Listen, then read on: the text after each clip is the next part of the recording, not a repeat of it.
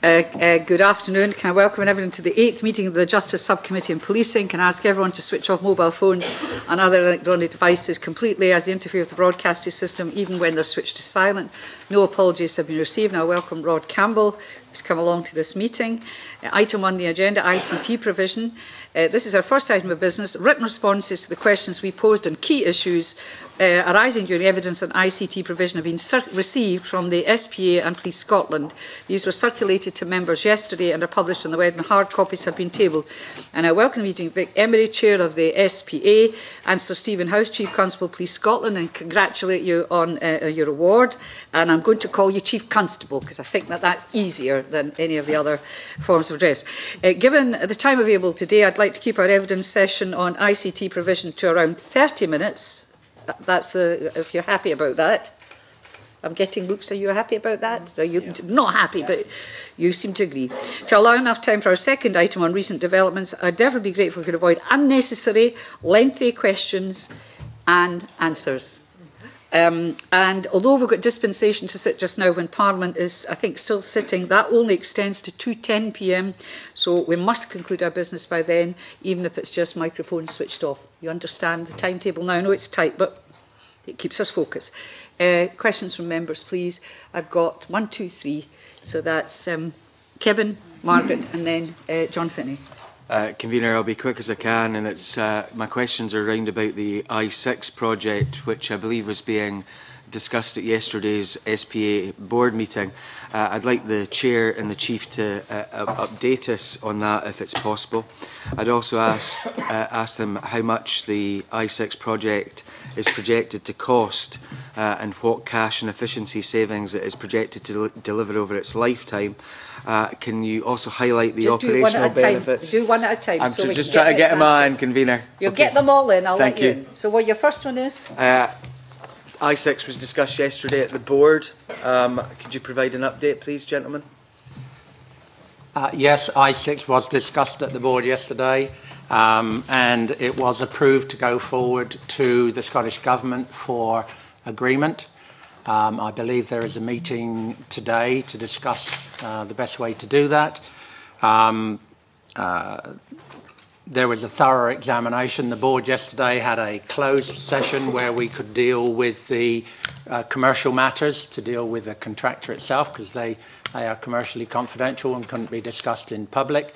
But then we had a further meeting on I6 to deal with the business case in the afternoon. So there were 2 sessions on I6. And at the conclusion of those meetings, those discussions, the I6 project was approved to go forward. There were some items that needed a bit of clarification, and they have been taken in hand by Police Scotland to give us some answers on that, but it was approved to go forward yesterday.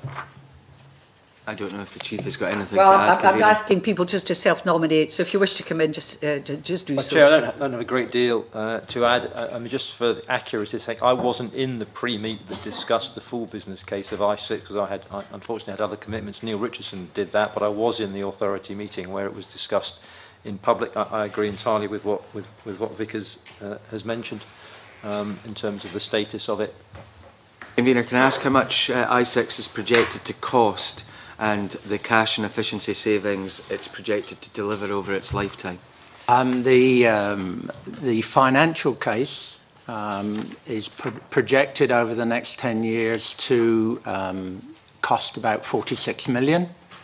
There is an economic case which has additional costs added to that, but the financial cost is about 46 million, and that's over the next 10 years.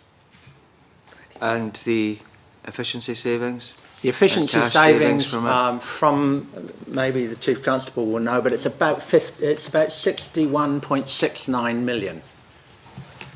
That's the cashable savings. There are non-cashable savings, much in excess of that, but the cashable savings is 61.69.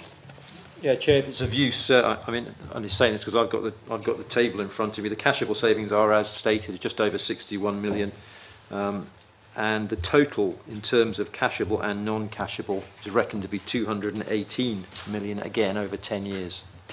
I wonder, Chief Constable, if you could highlight the operational benefits of I6. Yes, I can. There are many, and in my view, they are probably the most significant in terms of operational policing going forward.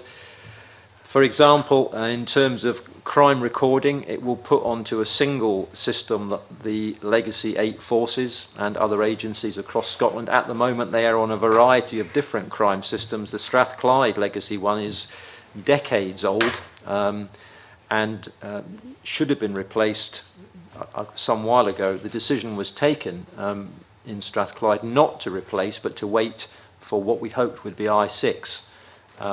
It will put everybody on the same platform in relation to crime recording. It will be a searchable database.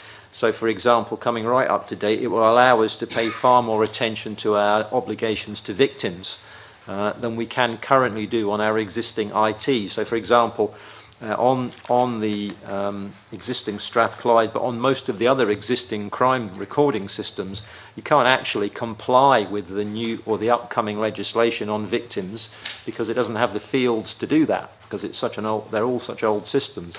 I6 takes that fully on board. That's one of the examples. There are many others.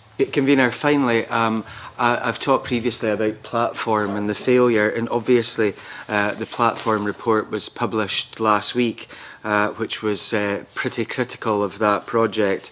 Can I ask what lessons can be learned from that in terms of the development of I6 and how you ensure that you don't have the same kind of scenario happening again, gentlemen?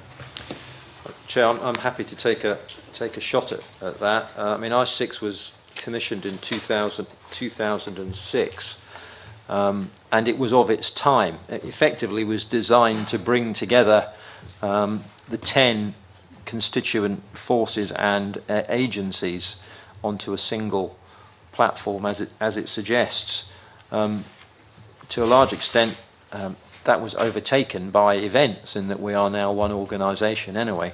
You would expect me to say this, but it's fact, so I have to say I wasn't involved in the platform project, and I don't know a huge amount about it, but I know now if it existed, it would now be pretty much irrelevant because of the changes in the structures and the political decisions taken to introduce a single service.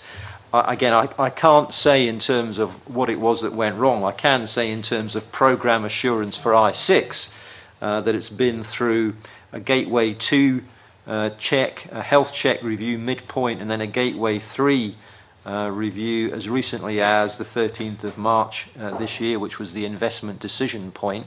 It's complied with all the statutory requirements in relation to project management, and indeed has been praised and highlighted as a very, very well-run project. And any debate and discussion about whether to go ahead with I6, I don't think, Vic, has ever been based on the fact that it wasn't a clear and well-run project. It was based upon investment decision, effectively, and was there enough money available? Convener, we've heard about the gateway checks and all of the rest, and I certainly welcome that. But it does bother me a little bit that the Chief has said that he doesn't know where platform went wrong. Because at the end of the day, one would have thought that the lessons that need to be learned after the massive failure of platform would mean that the history of that would have been gone over with a fine tooth comb indeed, to make sure that the flaws during the course of that project did not re-emerge in terms of dealing with I6. Maybe Mr Emery can tell us more about. Well, actually, can I respond, because I don't think that's quite fair. What I said was I wasn't involved in the platform project, which I wasn't in any shape or form. Therefore, I can't speak about what went wrong on a daily basis. We have read the report by HMI. We understand those issues. I've spoken personally with both Neil Richardson, who's the SRO, and Alec Hitman, who's the senior person involved on a day-to-day basis. They have gone through the platform report with a fine-tooth comb. They don't recognise the governance applied to platform compared to what's been applied to I6. They're two totally different things. I6 has passed all the tests it's been asked to pass. It's complied with all the regulations and is seen as fit for purpose as a project. Yes, we've read platform. We understand that there are things that went wrong with it, but they're not things that are associated with I6. So yes, we know platform was a failing. It was a waste of public money. We can see all that, but the reality is we don't believe that's where I6 is at all. Thank you, Convener. I think it's something that we need to continue to keep an eye on in terms of looking at maybe actually getting some information back at each of the gateway stages to make sure that we don't have the same situation happening again as with platform. May I pick you up on something before that, because I thought you might return to it, Kevin, which was in your answer about the 46 million, the cost of I6, you said there are other associated economic costs, I think, Mr. Emery. Could you tell me what those are and how much they are? Well, there is up to, one of the items is the redundancy costs, because as you will have heard probably, the cost of maintaining the existing systems is almost as much as doing I6, so therefore another clear driver for doing I6. But in the financial case, it doesn't take account of the redundancies that are needed, because clearly if you're not maintaining all these systems, you don't need these people in future years. It's not immediate, but in future years, over the next 10 years, there will be redundancies, particularly in the ICT area, as a result of doing I6. And the costs of those redundancies are in the economic case, but they're not in the financial case to justify the project as a project. So they do appear in a balance sheet. This is what I'm looking at. We will be able to... Well, they haven't been, they're not occurred yet, but they will appear in a balance sheet, but not yet because they haven't occurred. So it's just redundancy costs, that's it? There's a training element to implement I6 as well. So those are the... Just for clarification, because I didn't know, and you didn't follow it up, and I wondered what it was. Can I also respond to Kevin's question on the lessons learned? HMIC basically said that platform didn't have good governance, it didn't have good project management, and it didn't have an assurance that the project would deliver what it said on the tin. And all of those areas have been covered in I6. So the Chief answers your question very well, but those are the three learning points from platform. Thank you for that. I now got Margaret Mitchell, then John Finney. Good afternoon, gentlemen. Can I ask what progress, if any, has been made in coordinating the police ICT with fire and rescue and other blue light services, coordinating software and systems, etc.? Yeah, I've had a number of discussions with Alistair Hay, the Chief of Scottish Fire and Rescue. There are a number of areas where we see collaboration and cooperation possible, and we're having a meeting fairly soon to talk about property and collaborating on buildings. When it comes down to the ICT, where that really puts you, apart from Airwave, the radio system, which is the same system, we sort of operate in slightly different rooms of the airway house, as it were. We can speak to each other on Airwave if we need to, but in general, operationally, that's not how we do it, because we tend to be at the scene together anyway, so we can talk face to face. So Airwave is one where we jointly purchased, or was jointly purchased for both services, and that may well continue with the next generation, whatever follows Airwave. But the other big area is control rooms. And we're really at the start of a journey on control rooms, whereby the police currently have 10 control rooms across Scotland. And we're looking to rationalise that number down over the next probably couple of years. I know, obviously not speaking for him, but I know that the Fire and Rescue Service are in a similar situation where they're looking at rationalising their assets. The big question, I think, to get to really the number of the point is, are we going to look at a joint facility in control rooms? That's a possibility, but it really depends on a lot of complexities around location of control rooms and the age of various assets. Police Scotland is very fortunate in many respects that a couple of our larger control rooms, the one at Helen Street in Govan and the one at Bilston Glen in the east of the country, are both very modern indeed. In fact, they're almost state-of-the-art. So we need to be looking at, in terms of a bedrock of where we build our control rooms, those two are very expensive but very useful assets for us. In the north of the country, we're looking at different possibilities, and obviously all that has to go in front of the police authority for them to take a view on in terms of a variety of decisions. So collaboration is possible, but I don't think it's the obvious. I think everybody thinks, well, that's an obvious thing to do, and from volume we could probably do it relatively easily, because we could absorb the fire service volume of calls in the main without too much trouble.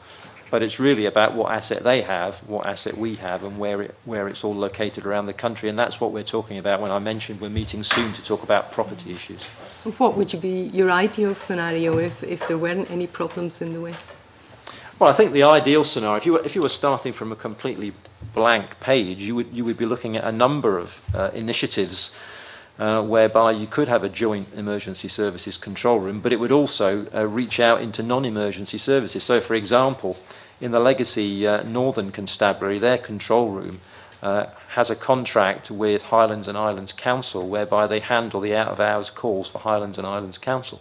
That, to me, is a very, very sensible thing, because it frees up cost from the council. They don't have to employ shift working staff in their control rooms. We already have shift working and have to have them. So effectively there's a transfer of a bit of money from their budget to our budget, which I'm delighted to see, and it does for both.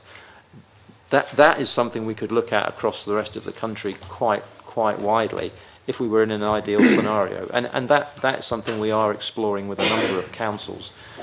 But for instance, I visited the States many years ago, 20 years ago, and they were in a situation where their police departments handled out-of-hour calls for lots of different agencies. And it was efficient, it was cost effective. And so long as it doesn't impact the operational effectiveness of the police, it's something that we, in these days and in future times financially, we have to consider these issues. That's helpful. Mr. Emery? No, I agree. We're very supportive of working together with the fire department. In fact, I had a meeting with them earlier this week with the chair and Alistair Hay, who is the chief fire officer. And we talked about things like sharing a similar health and safety statistic database. And I support what the Chief Constable has said with regard to working together on exploring all the ways, not simply ICT, but all the ways in which we could cooperate together and save money for the public purse. Ambulance as well? Ambulance as well, yes. Okay, thank you. I'm just questioning whether data protection issues would have to be considered in those circumstances. Is that the case? Well, yes, it is up to a point. It is up to a point, and there's software issues involved in that. Yeah, I mean, I think we're increasingly seeing that data protection is often used as an excuse for not doing something, and you know, we need to push those boundaries. We're both emergency services, we're both public services, so I think that there's always issues. I mean, we have issues of data protection within the police, so we would have to have an awareness of it, but that's not a showstopper, I wouldn't think. Okay. Just thought I'd mention it.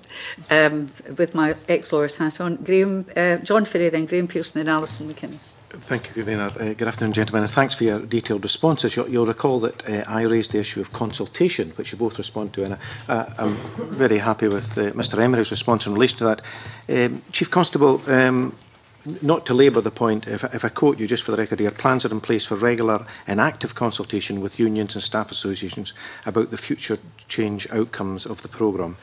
Can we just get an assurance that that will be the case, that there will be active consideration? Because clearly there's a difference between having trade union members and staff association members there and actually actively consulting with both the trade unions and the staff associations. Well, you have my assurance, and I know that this is something that's exercised. The ASP's representative who was here in front of you not so long ago, you have my assurance. It's on the record now. But I mean, I have to point to recent events. I mean, we've introduced a single national service in record speed. I haven't heard the Federation or the Superintendents Association say anything about not being involved in all that. They were involved from start to finish. The unions have a different position, but that's around understandably protecting their members under voluntary redundancy and early retirement. I had a JNCC meeting yesterday for 3 hours. Now that was with the Federation and the Superintendents Association and ACPOS.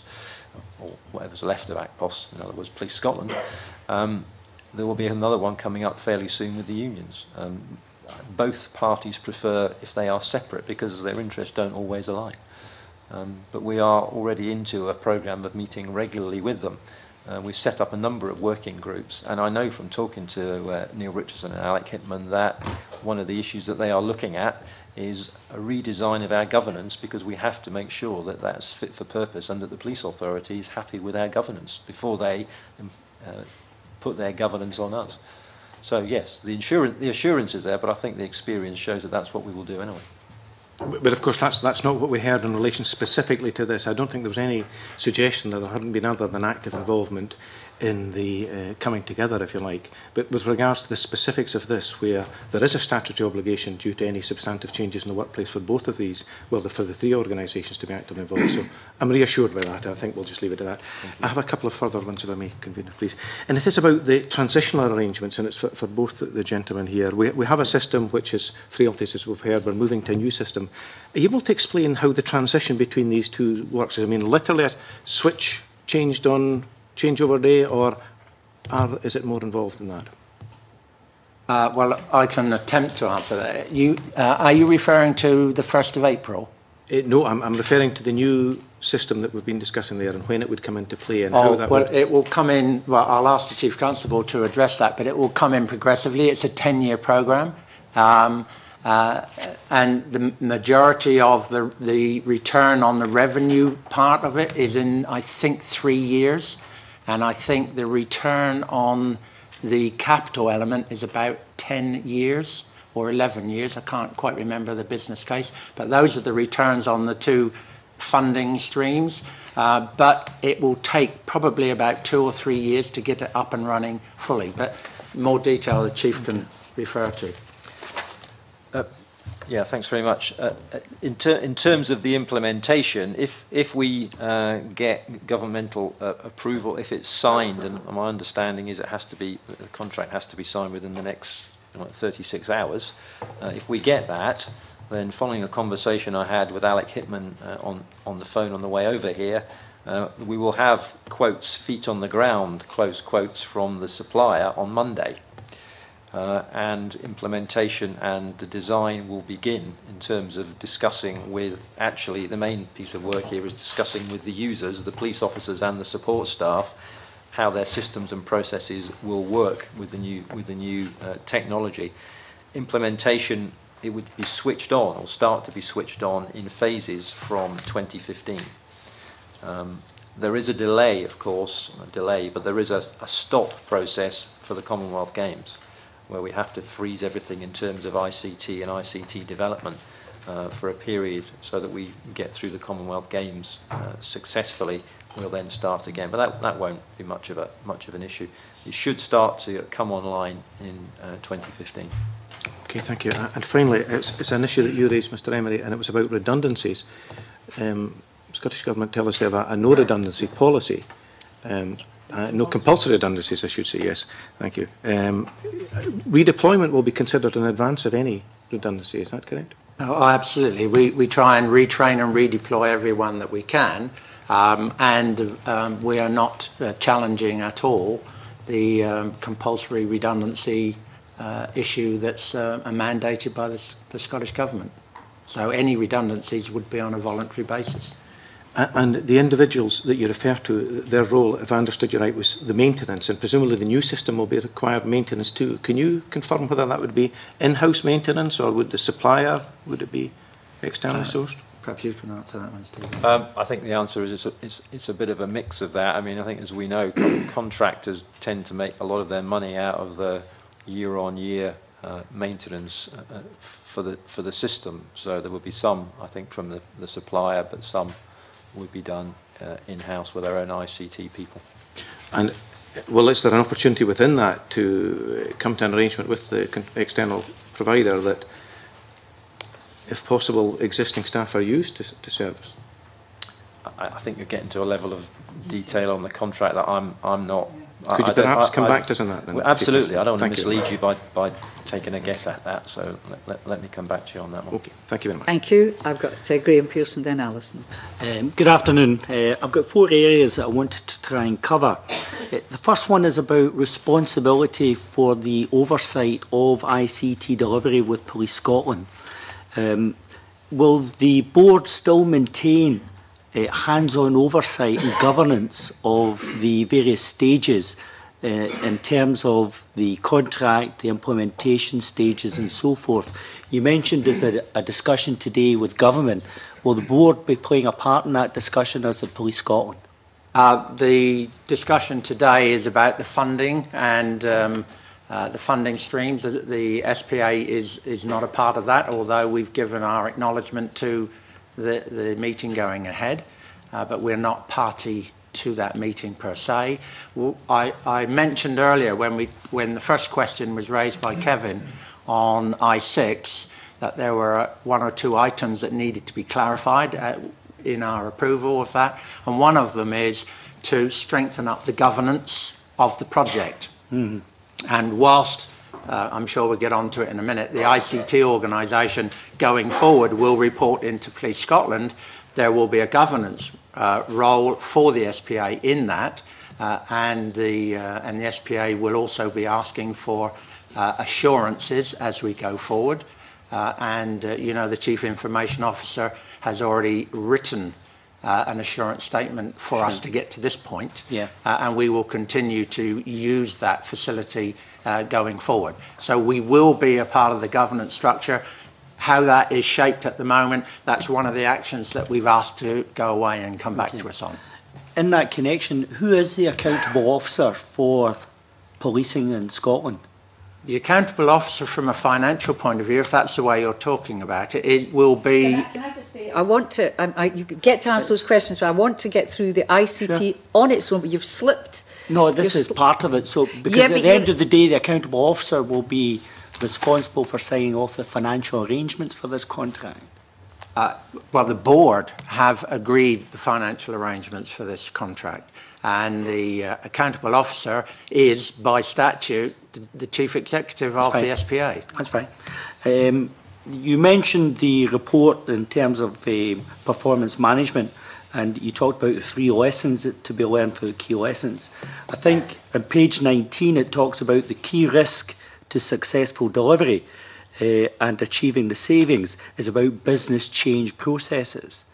Is there an active pursuit of business change within the police service? And again, will the board be responsible for ensuring that those changes occur? Well, I can answer a part of that, but the primary question is for the Chief Constable. There is an active business change programme. It reports into the designate Deputy Chief Constable, as far as I'm aware, and he has a staff that delivers all of those items.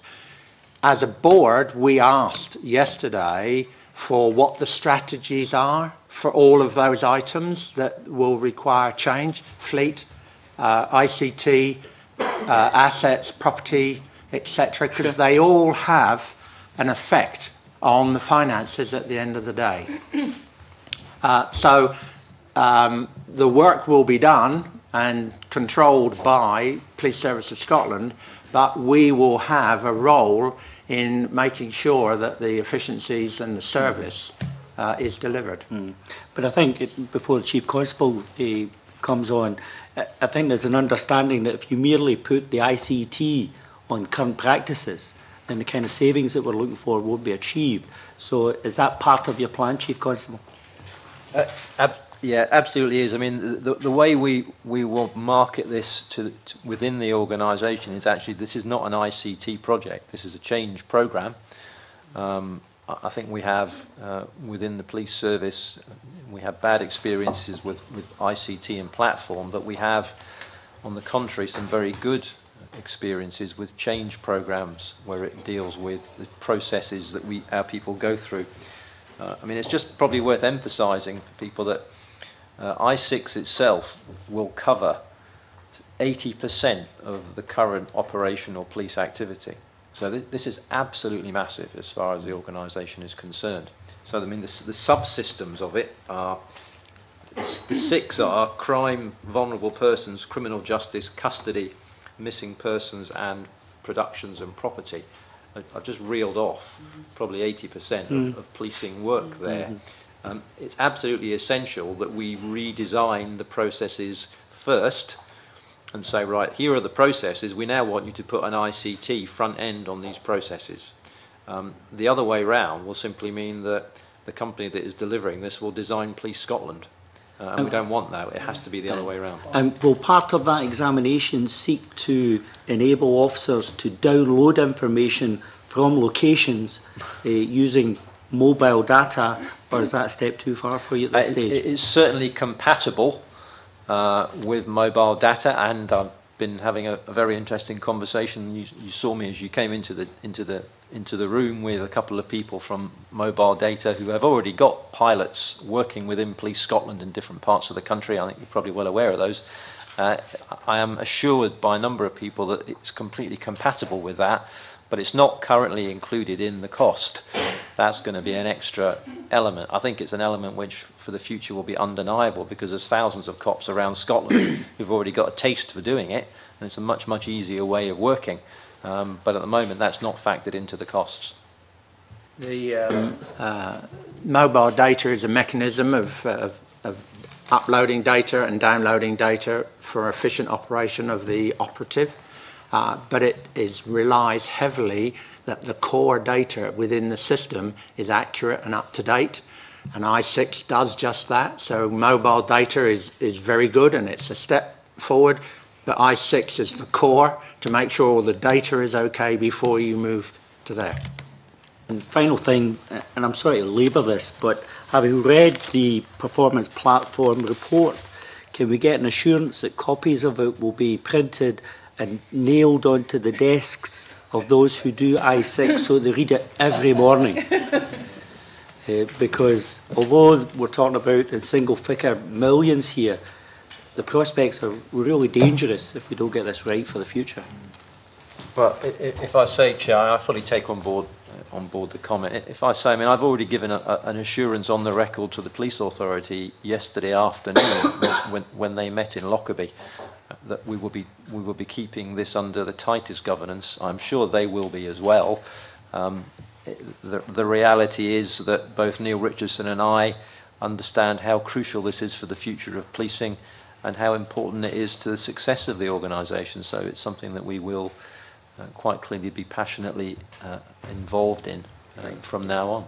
And there's obviously a goal for this committee which runs to the end of this session, so we would also be watching the watchers and Police Scotland in that circumstance. Alison. Final question on ICT. The HMICS report into the platform project has 4 recommendations. Recommendation 3 is that programme and project management should be recognised as specific skill sets to rank alongside other specialisms, and in particular they're recommending the establishment of a selected cadre of staff who are trained and practised in programme and project management. Can the Chief Constable tell me how he's taking that forward as a matter of urgency?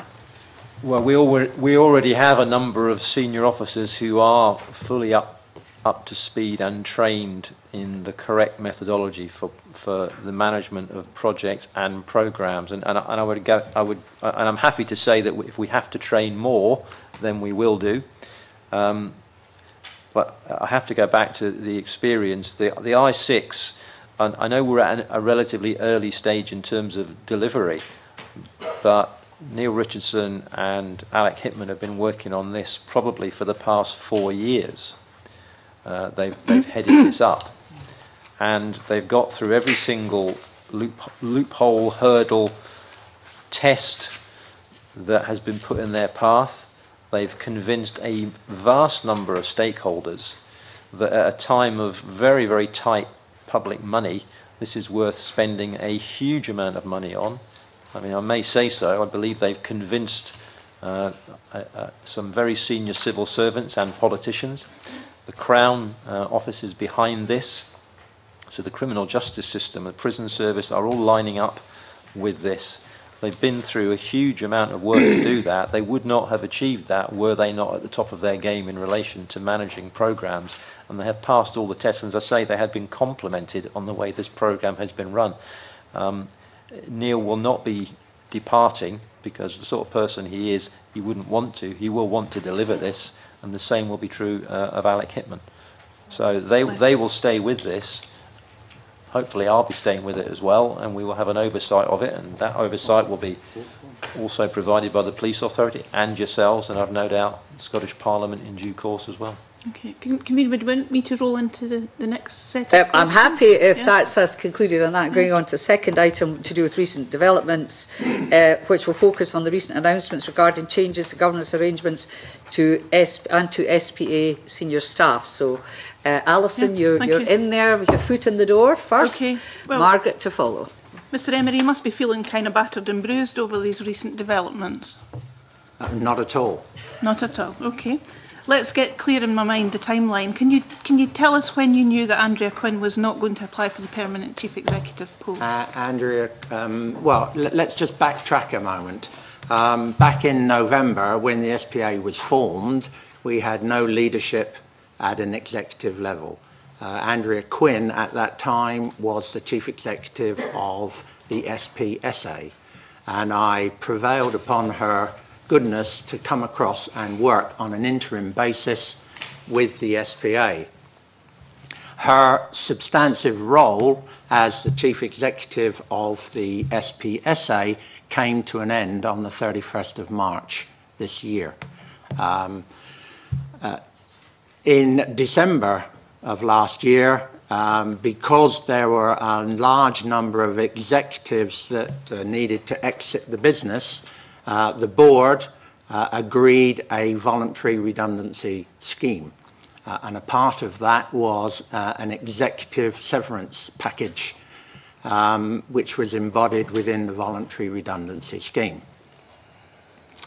In February of this year, Andrea Quinn advised me that she did not want to put her name forward for the substantive role of chief executive or lead executive, whatever we call that in the future, for the SPA. So if you like, a little bit of history, but February. February. And when did you know that she wasn't going to complete that sort of interim chief executive role, that she was going to resign rather precipitously? No, she hasn't resigned. She's still there, and she will be there until September. But you've intimated that we'll need another interim chief executive. Yes, we have, because there is an infinite amount of time that you can hold people from getting on with their lives. And at the time in February, when she told me that she didn't want to move forward, I agreed with her a date in September for her to leave the organisation.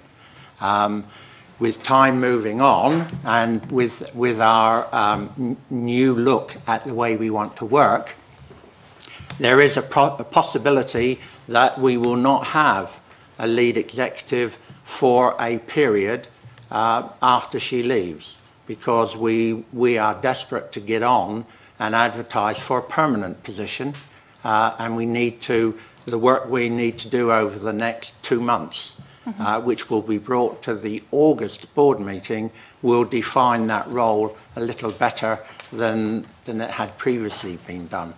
And so there will be a handover and another interim needed for probably 3 to 6 months whilst we get the permanent person in place. So was any part of her reasoning related to this redesignation, the changes in the governance? None at all. None at all. When was the need for the changes to governance actually identified? Because you'll know that you've been in front of us for many occasions telling us that things were being resolved. The Cabinet Secretary told Parliament in March that everything was hunky-dory and that we were all getting worried about tittle-tattle. When exactly did these changes start to well, we've been discussing this with our partners for the last few weeks. Our initial priority when we set up the SPA was to make sure there was a smooth transition and that the merger of 10 organisations was done smoothly. And I think if you ask everyone in the street, they won't have noticed a change. And I think the police have to be congratulated for doing that. But our focus was to do the merger and to make sure that that went smoothly. That has gone smoothly, and it's all working well.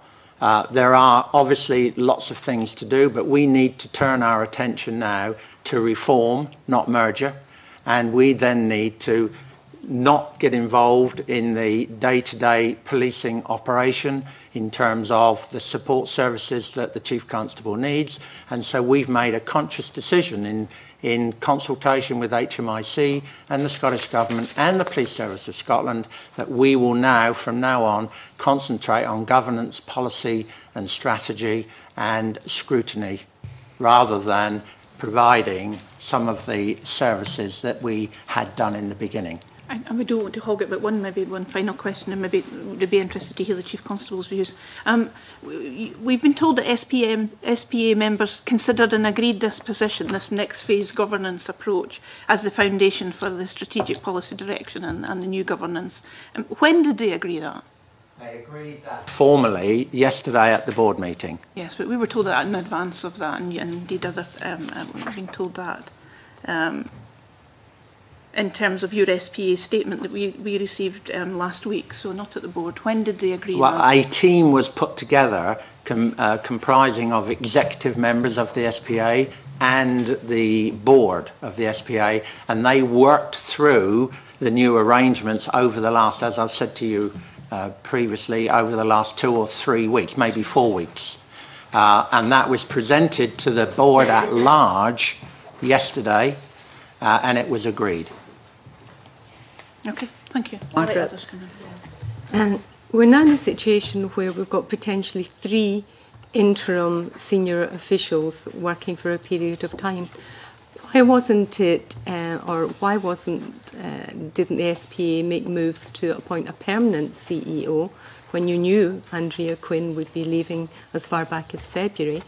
And I think questions will be asked about the morale within SPA if 3 senior officials feel they can't stay on even for a length of time in order to make permanent positions for these very important officials. Andrea Quinn's decision is a personal decision that she made. It's not a decision that was given to her. It was one that she made for herself. And I see no conflict in going forward. The timescales have moved on a little bit. However, in February... With respect, Mr Emery, my question is, you knew in February. Yes. We're now into June. Yes. Why didn't you start in February making some moves to appoint a permanent position? Because we're in the worst of all possible scenarios with these interim appointments. Another interim appointment. We made moves in March. We started to draw up a role profile. We submitted to the Scottish Government that role profile together with an analysis that we needed from the Scottish Government as to the pay and conditions for that position. As we moved forward, we were obviously concentrating on making sure that we had a smooth transition. So it wasn't the centre of our focus. The smooth transition into a single police force was the single focus. But then we started to think, well, this has gone okay, so we need to actually think about what our role is going forward and think more of a reform role, and therefore that role profile will change a little bit. I doubt really if anyone would consider a smooth transition to have 2 interim chief executives and then a permanent one. So I don't think I've heard really a convincing explanation of why moves weren't made to appoint a permanent person for the chief executive, and why it wasn't possible to persuade the 2 directors who have resigned to stay on long enough to allow a permanent position appointment to be made. There isn't anyone in the SPA that isn't other than an interim employee. And the 2 people to which you refer, one of them was on a short-term 6-month contract, which expires now, and the other was on a consultancy contract, which we renewed for 6 months at the beginning of the year, and they have chosen not to continue. So those two people were contractors, and we fully expected them to leave the business. And it will not have a negative impact because we have other people we will put in to fill up that role. Knowing they were going to leave the business, do you think that is the very best governance that could have been achieved in that time? Yes, I do. I beg to differ. I just don't understand why people resign when they've got a fixed-term contract that's expiring. They haven't resigned. They're completing their contract and they're leaving at the end. So they're not resigning? No, they've not resigned. Graham? Thank you. I think that, first of all, it would be small-minded not to acknowledge that in your correspondence you intimate that this is a new policy direction, and I'm grateful for that. And I think that given all the comments I've made over the last 18 months about the situation, I think common sense has prevailed. You were also good enough to acknowledge the various partners that played a part in deciding that this new direction should be achieved. Do you think that your experience here at this committee and the Justice Committee has helped to educate that position and help, along with the other comments that you've received, to suggest a way forward? Well, our approach right from the beginning has been to put in place the best governance that we could. All the organisations that we've put in place, all the agreements that we've reached with the Police Service of Scotland with regard to schemes of delegation, schemes of activities, etc., all had a recognition in it that we would need to change. And there were agreements for transfer of personnel between the two organisations. And we now believe it is time to move on to a much more scrutinising policy strategy organisation than a delivery organisation. If you remember, in fact, I doubt that you would ever forget, we had two roles in the beginning, a maintenance role and a governance role. And what we're basically saying is that the maintenance role will pass back to the Police Service of Scotland. My question was, your time at this committee and in Justice Committee, did that assist you in removing the clouds from the way forward and seeing the direction? We take cognizance of all of our partners. You're all very influential and knowledgeable people, so you're... Missed us out in your earlier presentation of how you learned. Well, I learn every day about this and that. Excellent. So we're grateful for any support that you will give us. Okay. Having put beside us our unhappy last year, going forward, I think within the documentation there's an acknowledgement that you need transparency from Police Scotland in giving you access to information, access to people in order to get that information so that you can properly hold them to account. Do you feel confident in the conversations you've had up to now with the Chief Constable that you're going to get that level of access that you require? And do you feel that now that you're taking your proper position in terms of governance, you'll be able to do that with some degree of strength and some acuity? In all of the discussions that we've had on the next phase of the governance, transparency and openness has been a key issue. And I haven't heard, you need to ask the Chief Constable himself, but from my perspective, I haven't heard him demur from that one bit. But I'm asking, are you confident you'll be able to exercise that oversight? I have great confidence in the Chief Constable and the Police Service of Scotland. So have I. Have you got great confidence that you'll be able to exercise governance and oversight? I see no reason why I shouldn't. Thank you. Chief Constable, are you prepared to ensure that your doors are open throughout your organisation to provide the authority with the information they ask for and that they require to ensure that you're called to account? Yes. Tony. I have to say what I'm hearing now is what the Justice Committee thought was in the bill and the Act of Parliament when we started, that the role of the SPA was one of scrutiny and oversight and that the maintenance and the operation was with the police. And like Graham, I'm delighted we've got here, but and I say for the committee, we were rather cross that we were being portrayed as people who hadn't scrutinised the bill properly, because obviously we had, because that's where we are now and where we ought to have been from the start. I thought I'll get that off my chest on behalf of the committee. Kevin. Thank you, Convener. I didn't have the role of scrutinising like the Justice Committee, but watched from afar. I agree completely with you on that front. I want to go back to the permanent staffing arrangements that you are looking at, Mr. Emery. Obviously, having been involved in recruitment for folk for very senior roles in the past myself, sometimes these processes take a very long time. Could you maybe timetable for us how you're going to get to that appointment? And could you maybe give us an indication whether there will be any external involvement in terms of that recruitment? Well, over the next 2 months, our next target date is to get approval of the way we wish to go forward and the organisation that we want to do that. Our target is to present that to the August board. So there will be a continuation of a working group involving all of our partners to decide how that is best done.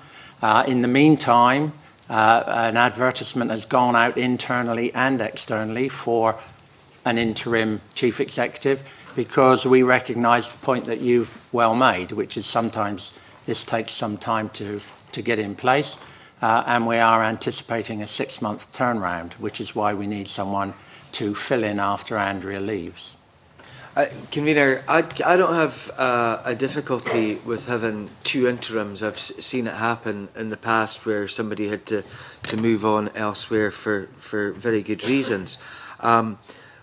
What I am trying to get my head round is why it would take until August to get agreement of what that role should be. Obviously, your board has taken a decision yesterday, and I think everybody would agree that that's a good thing. However, you know, if I were in your position, that's where I would be moving a little bit swiftly to get the agreements that's required so that you could start finding the right person to take on these jobs, or the right people to take on these jobs on a permanent basis. And I asked about external help. Have you got any recruitment advisors that you're dealing with at this moment to try and find the people who are capable of fulfilling this role, these roles? As far as I'm aware, that I've handed that to my HR department to look after for me, and as far as I'm aware, from an interim point of view, we've gone to interim agencies to assist us in putting that interim director in place. As far as the long term is concerned, we haven't taken that step yet for the permanent structure, because we actually need to define the role and the salary that would attach itself to that role. Convener, maybe I'm being a little bit daft here, but obviously yesterday the board defined its role. So surely the definition of the role of the chief executive is to head up the roles that you have already defined at board yesterday. And I kind of see why it would take so long, in my opinion, to get to a point to actually put that definition in place. Because we need to work on what we require in the SPA to do an effective and efficient best value scrutiny of the police. So we need to decide what size and shape we need for a audit function, what sort of financial analysis we need to have, what sort of HR analysis we need, what strategy documents we need to approve, and what policy, how we approve policy that the Police Service of Scotland develop. We need to flesh all that out and say how many people we need to do that. So I share your anxiety that we need to move on quickly. I am as anxious as you seemingly are, but we need to do this in a proper time frame, and I'd love it to be done as quickly as possible. I can understand what you're saying in terms of dealing with all of these matters that that you need to deal with, but in terms of the definition of the actual role itself, you know, in the past I've been on recruitment panels which have dealt with the recruitment of chief executives, of directors, of chief constables, it has to be said, as well. You know, you can come up with a definition for a job quite quickly, in my mind. The definition of the role itself is not the key thing that, for me anyway. It's actually the capability of the person, the capability and adaptability of the folk who are in front of you before you make the decision to either award the job or not.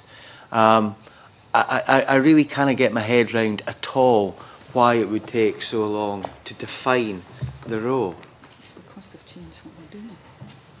Well, we will do this as quickly as possible. However, there is a process to go through. We have a specification of the job. When you come to is the right person there to do the job, that comes down to writing a personal profile as well as a role profile. I mean, I'm teaching you how to suck eggs here, and I don't mean to. But we will do this as quickly as possible. Thank you, Convener. I take it this is because what the SPA is going to be doing now has changed. The SPA will now be focused more on the governance and scrutiny and policy role. So that's why we've had this delay in having permanent appointments. Yes. Roderick. So, no, that was really my question, Convener. I'm so sorry. So sorry. I thought that's where Kevin was going to go. Alison. Okay, Chief Constable, you must be relieved that we've finally got clarity and we have some more single-mindedness about this. But I want to look forward and ask you, the staff that you already have in place, you took on under a kind of twin tracking type of appointment. Do you feel that there needs to be changes in that? How do you going to shape your organisation now that it has that overall control of everything? I don't feel that at all, because the people I took on, other than the police officers, but particularly the Director of Finance, the Director of HR in particular, and now the Director of ICT, are very experienced people. Both Finance and HR were those posts in Strathclyde, have huge experience, and frankly, the fact that we have, as Vickers very clearly said on a number of occasions, prepared for the biggest public sector change in recent years in Scotland, and it has gone as smoothly as it has. The public has not noticed. Crime continues to reduce. The organisation is doing what it says it does, which is keeping people safe, is in the main actually down to the Director of Finance and the Director of HR in Police Scotland, who have done a truly outstanding job in getting the organisation to where it is. The cops have done a good job, but actually the real grunt work here has been in getting the budget set up and all the people issues involved as well. And I'm very happy to have this occasion to say that publicly about those two directors. So their skill set is the right skill set for the job, taking on board everything. But as Vic has said, with the ICT coming across, we will also now take across the Chief Information Officer from the SPA, who will become the Director of ICT for Police Scotland. Well, I mean, I'm happy to acknowledge the operational transition has been smooth, but I'm with Margaret Mitchell on this. You can't call the kind of turmoil that we've seen over the last 6 months as a successful transition. I may say really so. What you asked me to look forward. I'm looking at the public's attitude, and the job here is for the authority and for ourselves to deliver a policing service. That's been done. But I'm reassured that you're saying there's no further upheaval in staffing terms. You feel you can move straight on into that. That's very helpful. Very briefly, Graham. It's a very brief question. The Chief Constable has been fortunate enough to sit on the sidelines now as Vic's gone through a bit of a torrid time with the questioning thus far. There has been reservations on the policing side about the arrangements with the SPA. Are you now satisfied that the arrangements in place are those that allow you to exercise your responsibilities effectively, and that there are no impediments structurally and organisationally to you moving forward with Police Scotland? I almost, on principle, want to resist saying a simple yes, but from everything that I have seen, this is a wholly positive development in which we have been involved, but not as principal players, because, frankly, this is a decision for the SPA to take, not for Police Scotland to be involved in that decision. But we have been consulted. From where I sit at the moment, talking and being in the authority meeting yesterday for a few hours, going through all of that, this looks wholly positive to me, and I think this is we're in a good place. That's useful for the record. Thank you. Well, I have no further questions. I want to thank you both very much. I feel the Justice Committee at large has been vindicated, if you'll forgive me for saying that once again. And thank you for giving evidence, and look forward to happy developments. Thank you. Thank you very much. Now, can I just say we've penciled into the committee complaints and investigations. Our next topic for examination to begin at our next meeting on 5th September. Are members content to move on to this, or would you prefer to revisit any of the issues we've discussed today? Because we remember we'd kind of schedule. Move on. Yeah. Thank you very much. And if so, we will take evidence from the Scottish Police Federation, the Association of Scottish Police Superintendents, and the relevant Deputy Chief Constable. Can I thank you all very much for squeezing this in again? I formally close the meeting, and I hope you have a good break. That's for everybody.